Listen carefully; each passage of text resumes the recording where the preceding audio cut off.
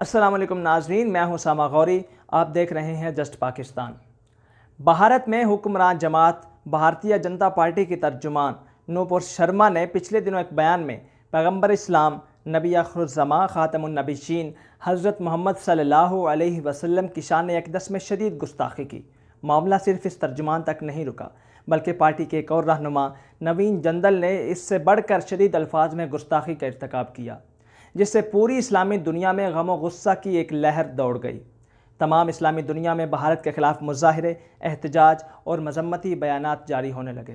بھارت کی جانب سے یہ پہلا واقعہ نہیں جب انتہا پسندی کے ذریعے لوگوں کے مذہبی جذبات مجروح کیے گئے۔ ہندوستان میں آئے روز ایسے واقعات جنم لیتے ہیں جب لوگوں کو مذہبی طور پر مشتعل کیا جاتا ہے۔ اس واقعہ کے 10 دن بعد تک بھارت بالکل خاموش رہا، لیکن جب اسلامی دنیا کا رد عمل شدید ہوا تو بھارتی وزیر اعظم نے پہلا قدم اٹھاتے ہوئے پارٹی کی رہنما اور ترجمان نوپور شرما کو پارٹی رکنیت سے معطل کیا اور دوسرے رہنما نوین جندل کو پارٹی سے نکال دیا۔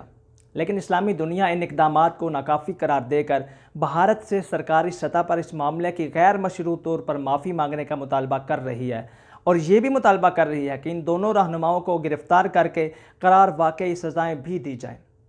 اس واقعے کے بعد اب تک 15 سے زائد اسلامی ممالک میں اس واقعہ پر احتجاج کیا گیا، جن میں سعودی عرب، قطر، لبنان، کویت، ایران، عراق، افغانستان، ترکی، اردن، مصر اور پاکستان شامل ہیں۔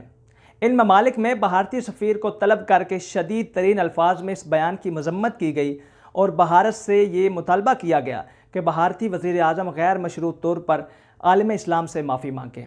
پاکستان میں بھارتی ناظم الامور کو دفتر خارجہ طلب کر کے احتجاجی مراسلہ بھی تھمایا گیا ہے۔ ایک طرف بھارت کے خلاف عالمی سطح پر بھارت بائیکاٹ مہم جاری ہے، تو دوسری طرف القاعدہ نے بھارت کو دھمکی دی ہے کہ اگر بھارت اس معاملے پر غیر مشروع طور پر معافی نہیں مانگتا تو بھارت کے بڑے شہروں بمبئی اور دہلی میں خودکش حملے کے لیے ہم تیار ہیں۔ یہ واقعہ نہ صرف افسوسناک ہے بلکہ دردناک بھی ہے۔ دنیا میں تقریباً 2 ارب کے قریب مسلمان رہتے ہیں، ان سب کے مذہبی اور نظریاتی جذبات بری طرح مشتعل ہوئے ہیں، اور تمام مسلمانوں میں نظریاتی بے چینی اور اضطرابی پائی جاتی ہے۔